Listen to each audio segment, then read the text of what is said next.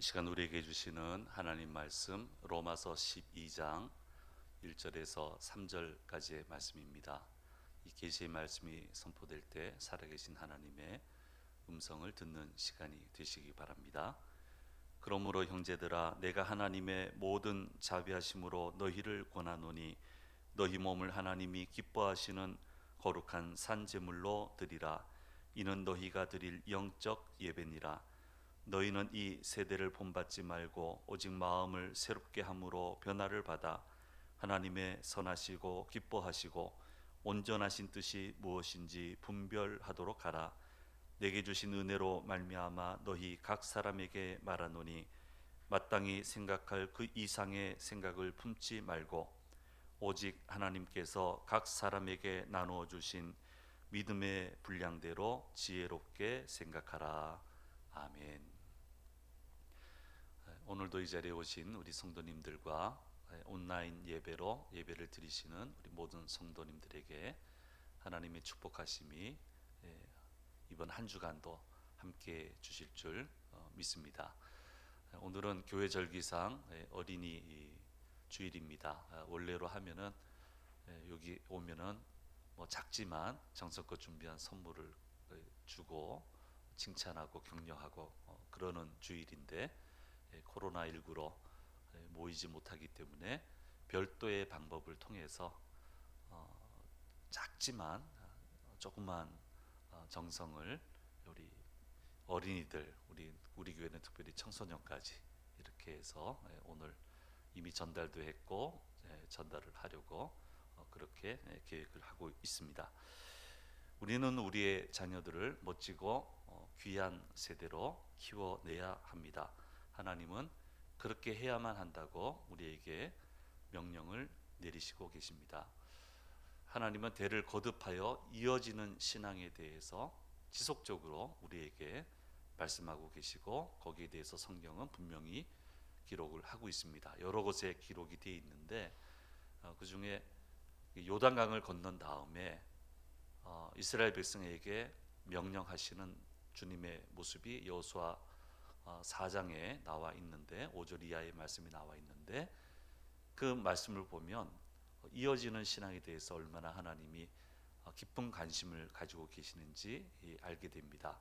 우리 5절에서 7절까지의 말씀을 보게 되면은 같이 읽겠습니다. 그들에게 이르되 요단 가운데로 들어가 너희 하나님 여호와의 궤 앞으로 가서 이스라엘 자손들의 지파수대로 각기 돌 한 개씩 가져다가 어깨에 매라. 이것이 너희에게 표징이 되리라. 후일에 너희의 자손들이 물어 이르되 이 돌들은 무슨 뜻이냐 하거든 그들에게 이르기를 요단 물이 여호와의 언약궤 앞에서 끊어졌나니 곧 언약궤가 요단을 건널 때에 요단 물이 끊어졌으므로 이 돌들이 이스라엘 자손에게 영원히 기념이 되리라 하라 하니라. 자, 기적이 일어났는데 대를 이어가면 잊어버린다는 거예요. 우리처럼 뭐 기록물이 있는 것도 아니고 영상이 있는 것도 아니고 그때는 돌들한테 와가지고 이게 뭐냐고 물어보면은 하나님이 이 요단을 가르시고 강을 육지처럼 건너게 하셔서 우리가 오늘 여기 있게 되었다 이런 교육을 하라는 거예요. 대를 이어서 믿음이 가야 된다는 거예요. 출애굽기 33장 1절 말씀 보면은 이스라엘 백성을 이제 가나안으로 들어가게 하면서 하나님이 자신을 소개한 게 있습니다.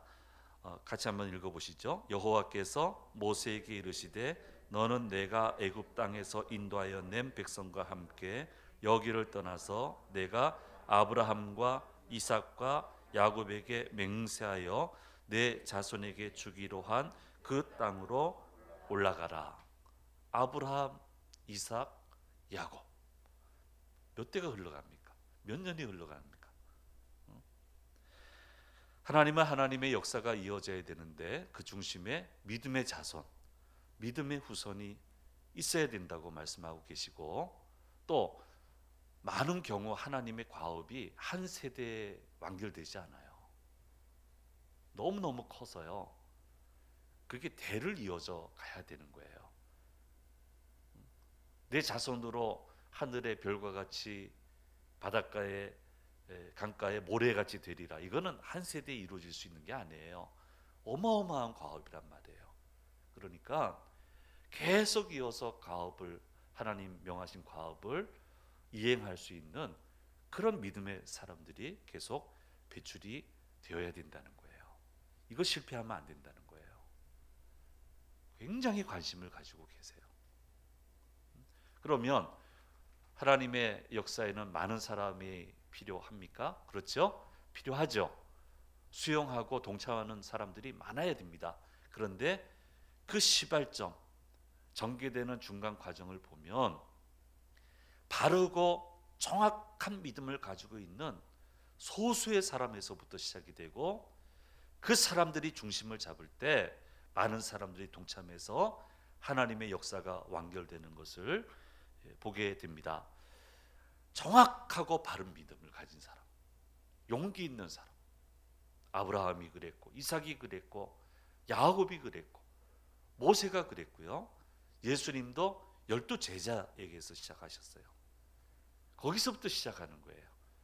정확하고 바른 믿음을 가진 12제자가 중심이 되니까 거기에 많은 사람이 덧붙여져서 하나님의 역사가 일어나게 되었다고 말씀하고 있습니다.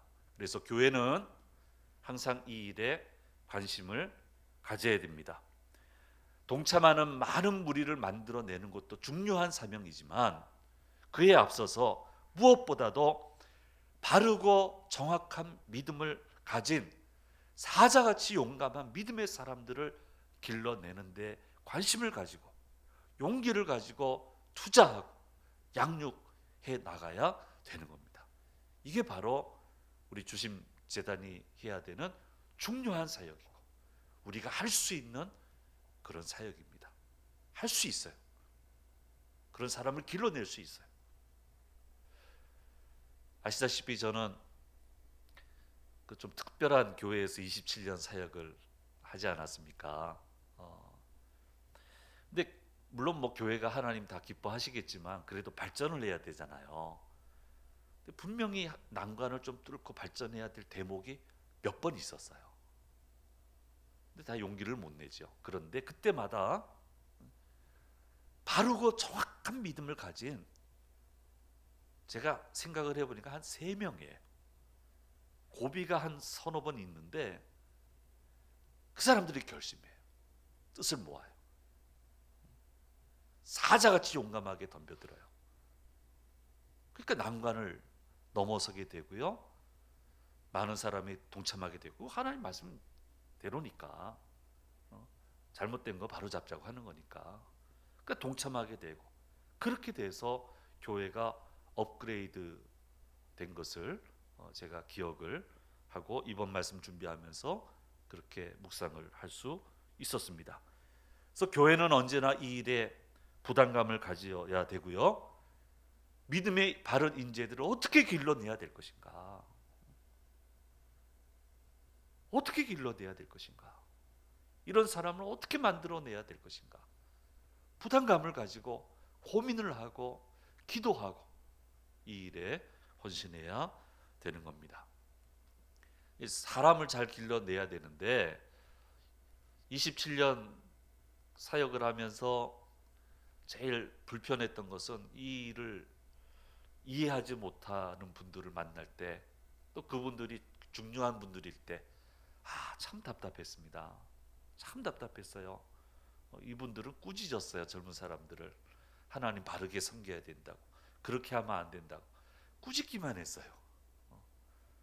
그래요. 하나님 바르게 섬기려면 하나님 사랑해야 되잖아요. 그런데 교회 안 다니고 예수 모르는 사람이 어떻게 하나님을 사랑해요? 일단은 교회가 좋아야 될 거 아니에요. 오고 싶은 곳이 돼야 될 거 아니에요. 여기 오면은 쉼이 있구나, 이게 돼야 될 거 아니에요. 내 좀 부족한 필요한 것들을 공급받을 수 있구나, 이거 먼저 돼야 되잖아요. 그거 하자는데 그거 안 된다고, 하나님 섬기는데 그렇게 하면 안 된다고 꾸짖기만 해요. 얼마나 속이 상한지. 목사니까 목사한테는 바로 못하니까 돌려서 얘기하시고, 담당 우리 집사님들, 권사님들한테는 막 야단치시고 설득시키는데 참 어려웠습니다. 그런데 감사하게도 그냥 참아주셨어요.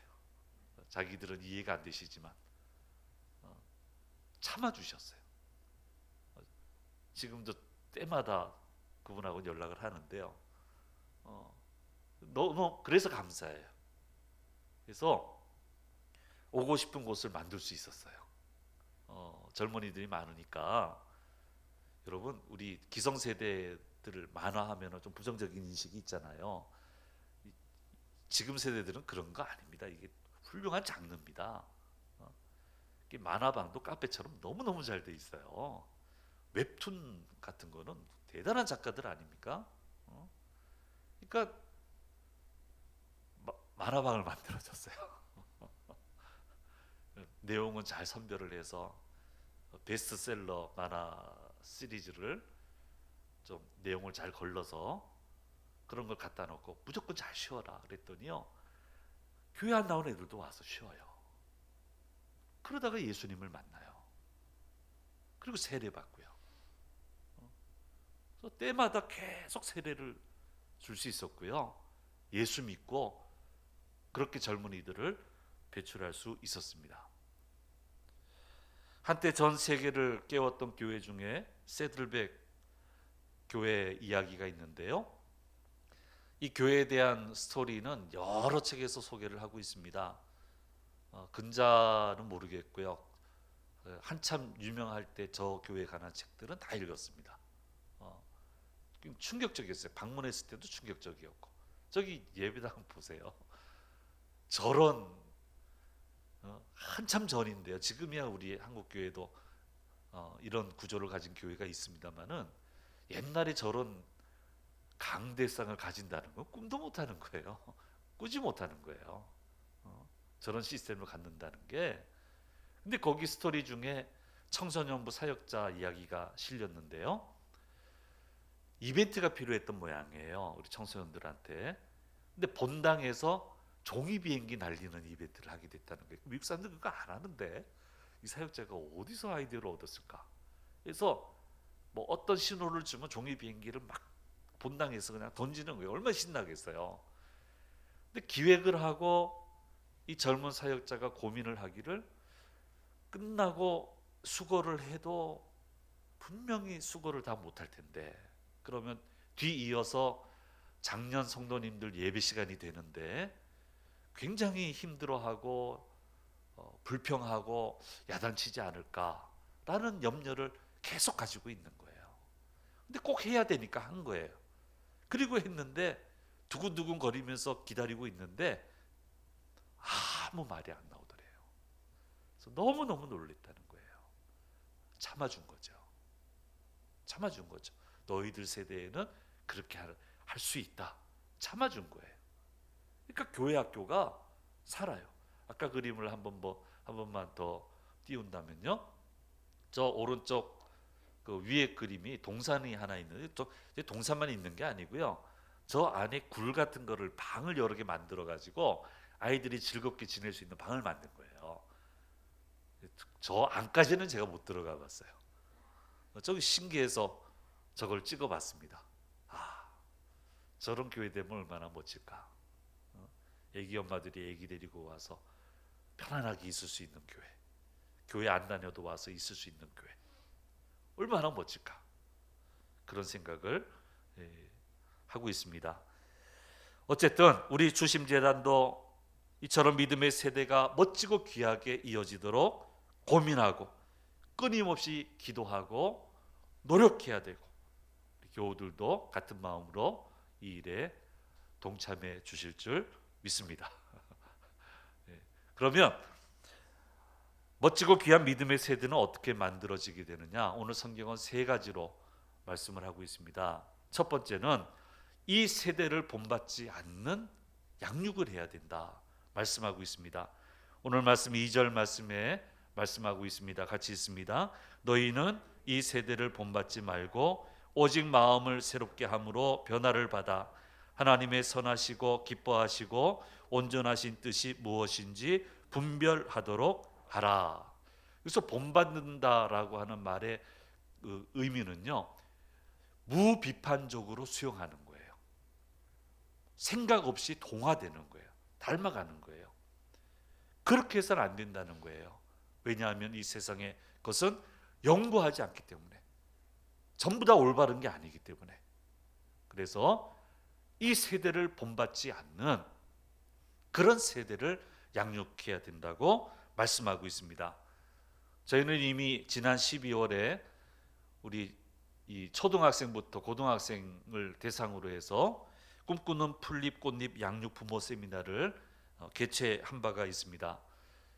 그 세미나 하면서 우리 자녀들이 앞으로 살아가야 될 미래가, 이런 미래가 다가오게 될 텐데, 성공적으로 살기 위해서는 14가지를 잘 이해를 해야 된다, 그렇게 말씀을 드린 적이 있습니다. 그것을 하나 화면에 띄워보도록 하겠습니다. 보시면은 한번 천천히 읽어볼까요? 변화에 빠른 속도로 대처하는 지혜, 하나님과 함께 현실을 바라보는 안목, 긍정적인 마인드, 유연한 사고, 작지만 꾸준한 실천력, 4차 산업혁명의 특징에 따라 창의성과 초연결성을 이해, 적용, 자신만의 뚜렷한 패턴과 색깔을 찾아내어 기여. 저거 보세요. 초연결성, 다 연결시켜야 돼요.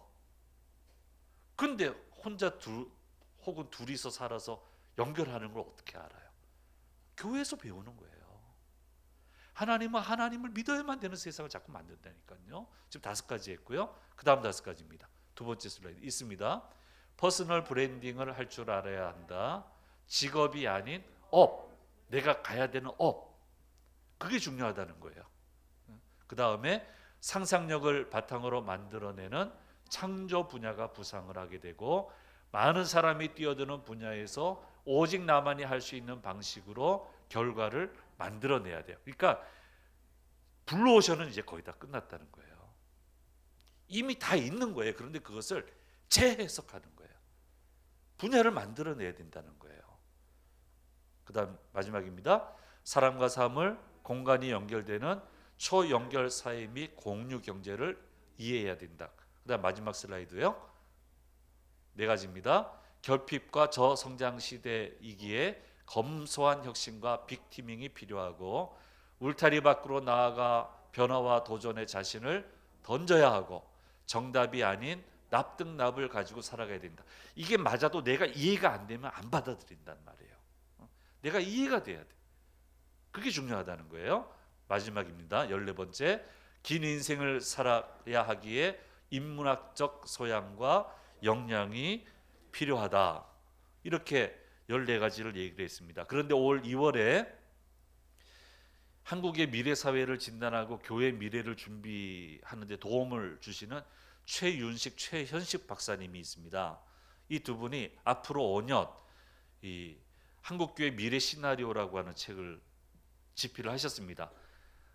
일반학적으로는 한국 미래 시나리오 이렇게 한 권을 또 따로 냈고요. 한국교회 미래 시나리오 뭐 겹치는 부분이 있을 거예요. 여기 이제 2월에 발간을 했는데요. 앞으로 10년 뒤에 태어날 세대를 A세대라고 명명을 했습니다. 그러니까 인공지능과 가상현실이 갖추어진 상황 속에서 안정적으로 움직이는 사회 속에서 자녀들이 태어나서 성장하게 된다는 거예요. 손주들이 되겠죠. 그렇죠? 손주 세대들. 이 시대에는 3개의 뇌가 있다고 그럽니다. 생물학적인 뇌, 우리 뇌, 인공지능, 여기까지는 이해하시죠? 근데 클라우드 뇌가 있다는 거예요. 가상현실의 뇌가 있다는 거예요. 3가지 뇌가 있고요. 우리 교분 여러분들 잘 안 보실 텐데 SBS 트로신이 떴다 보셔요? 지난주 봤더니요, 코로나 때문에 가서 버스킹을 공연을 길거리 공연을 못 하거든요. 방문을 못 하잖아요. 스튜디오에 만들었어요. 수많은 벽에 가득한 모니터를 만들고 전 세계 사람들이 접속을 해서 공연하는 걸 보는 거예요. 이게 4G, 5G 시대가 되니까 가능한데 앞으로 7G 시대가 된다는 거예요. 전혀 불편해지지 않는다는 거예요. 아프리카에 있는 사람하고 가상 공간 속에서 같이 만나서 대화 나누고 이야기하고, 이미 시작이 되고 있습니다만 옷도 미리 다 맞춰보고 입어보고 그리고 주문하게 되고, 그런 사회가 오게 되는데, 앞으로의 세대는 그런 시대를 살게 되고 이 시대를 A 세대라고 먼저 이분이 치고 나가셨어요. 그래서 이게 완벽하게 구현되는 게 늦어도 2050년까지는 완벽하게 될 거다. 그러면 긍정적인 부분도 있어요. 지금 우리가 염려되는 것은 막 스마트폰 보고 하니까 깊이 생각을 못한다. 그래서 사고력이 떨어진다. 이거 우리가 걱정을 하는데, 앞으로 인공지능이 있으니까 정보도 입력이 되고 내가 했던 패턴도 입력이 돼 있고, 그 다음에 옆에 가면은 옆에 있는 정보들이 실시간으로 다 오니까 이 인공지능이 옵션을 딱 던져주는 거예요. 패턴을 아니까 요렇게 4개 5개 중에 뭘 선택하실래요? 똑똑해진다는 거예요. 쉽게 결정할 수 있다는 거예요. 극복이 된다는 거예요. 그러니까 이런 긍정적인 면이 있는데 부정적인 면도 있습니다. 성적인 일탈. 설교 시간에 말씀드리기 곤란한 그런 뭐 인형 같은 거 기사 보셨잖아요. 그런 일탈. 이분은 과학 세계만 얘기하셨고요. 정서적, 정신적 세계는 얘기를 못 하셨는데, 젊은이들 보면은 현실과 가상, 공상을 넘나드는 젊은이들이 좀 있어요. 상담을 해보면요, 현실 적응이 안 돼요. 그러니까 그런 가상 속의 세계 속에서 자기 꿈을 구현을 하면 현실 세계를 살 수 있는 방법이 잘 없어요. 제대로 살아가는 방법이. 그러니까 같이 망하는 거예요. 아무리 인류 문명이 발달을 해도 그 부작용 때문에 망할 수 있다는 거예요. 그러니까 이런 세대 변화에 무비판적으로 수용하고 무비판적으로 동화되는 그런 양육을 해서는 안 된다. 이 세대를 본받지 말아야 된다. 그럼 두 번째 어떻게 얘기를 하십니까? 분별하며 살아갈 수 있게 해야 된다는 거예요. 분별하다라고 하는 단어의 의미는 무엇이 있으면은 시험하고 검증하고 확인해 보고 그리고 나서 받아들인다는 거예요. 분별하며 살 수 있는 능력을 키워줘야 돼요.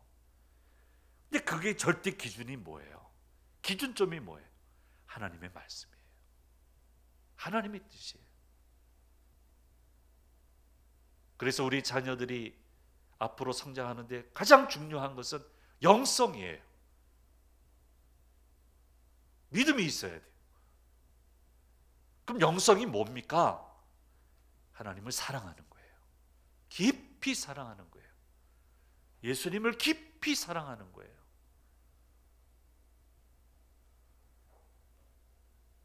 이 일을 위해서 노력해야 된다는 거예요.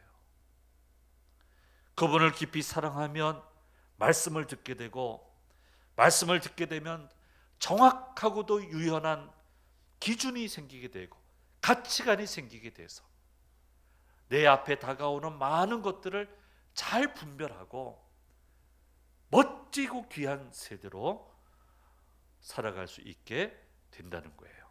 그래서 이렇게 하나님을 사랑하면 3절 말씀에 은혜를 주시게 되고 그 은혜로 우리는 살아갈 수 있게 된다고 말씀하고 있는 것입니다. 그러므로 우리는 우리의 자녀들이, 특별히 우리 주심 재단에서 자라는 자녀들이 은혜 가운데 살아갈 수 있도록 기도하고 또 기도하고 또 노력하고 또 권면하고 앉혀놓고 얘기하셔야 돼요. 하나님이 은혜 안 주시면 안 된다는 건 네 알지 않냐? 하나님의 은혜 없으면 안 된다는 거 알지 않냐? 노력한다고 다 되는 거 아니고, 애쓴다고 다 되는 게 아니고, 은혜 주셔야만 된다고 하는 거, 은혜 주셔야만 바른 길을 갈 수 있다고 하는 거, 제대로 살 수 있다고 하는 것을 가르치고 또 가르치고 기도하고 또 기도해야 된다는 거예요. 이렇게 되면 세 번째로 하나님이 사랑하는 자녀에게 주시는 지혜가 임하게 되고, 이 지혜가 있으면 어떤 난관도 두려워하지 않고 침착하게 헤쳐나갈 수 있게 된다는 거예요. 세 가지만 갖춰지면 얼마나 멋진 세대가 되겠어요. 얼마나 귀한 세대가 되겠어요. 어디에 갖다 놔도 문제가 없잖아요. 3절 말씀에 말씀하고 있습니다. 같이 읽겠습니다. 내게 주신 은혜로 말미암아 너희 각 사람에게 말하노니 마땅히 생각할 그 이상의 생각을 품지 말고 오직 하나님께서 각 사람에게 나누어 주신 믿음의 분량대로 지혜롭게 생각하라 말씀하고 있습니다. 신학생들이 모였습니다. 21세기 들어오기 전 일이었습니다. 우연히 앞으로의 한국교회 미래에 대해서 얘기가 나오기 시작을 했는데 어두운 얘기만 막 쏟아져 나오는 거예요. 교회가 이렇게 될 거고, 사회가 이렇게 될 거고, 한국 경제가 이렇게 될 거고, 어떤 어려움이 오게 될 거고, 답이 나오질 않아요. 얘기 들으면 들을수록 절망스러워요. 이 길을 가야 되나 싶기도 하고 막 절망스러운데, 딱 한 학생이 이런 얘기를 했습니다. 나는 걱정하지 않아. 그때가 돼도 하나님은 살아계실 거고, 그때가 돼도 하나님은 역사하실 거기 때문에, 그때가 돼도 하나님은 길을 내실 거기 때문에 나는 걱정하지 않아. 그 말로 끝났어요. 지혜입니다. 어린이 주일입니다. 우리가 먼저 멋지고 귀한 세대가 되어야 될 것이고, 우리의 자녀들 또 손주들 멋지고 귀한 세대, 우리보다도 훨씬 멋지고 귀한 세대, 하나님의 과업을 계속 이어가고 결실을 맺을 수 있는 그런 세대로 만들어 가야 될 것이고, 우리 주심재단도 이 일에 더 힘을 내서 동참해야 될 것입니다. 하나님이 은혜 위에 은혜를 더해 주실 줄 믿습니다. 기도하겠습니다. 은혜로우신 아버지 하나님, 어린이 주일을 맞이해서 주께서 우리에게 주시는 말씀을 들었습니다. 주신 말씀처럼 멋지고 귀한 세대를 만들어내는 축복된 저희 모두가 되도록 도와주시고, 우리 주심재단이 그런 축복된 재단이 되도록, 주님 은혜 주시는 재단 되도록 인도하여 주옵소서. 다시 한번 기도하오니 우리 모두에게는 은혜가 필요합니다. 주님 임하셔서 은혜 주시고 지혜 주시고 능력 주셔서 어떤 세파도 능히 이겨내고 당당히 결심 맺는 그런 주심재단 성도님들, 주심재단 다음 세대들 될 수 있도록 주여 도와주시고 인도해 주옵소서. 나라가 어렵습니다. 잘 헤쳐나갈 수 있도록 주께서 온전히 도와주시고 함께해 주옵소서. 감사드리고 우리 주 예수 그리스도의 이름으로 기도드립니다. 아멘.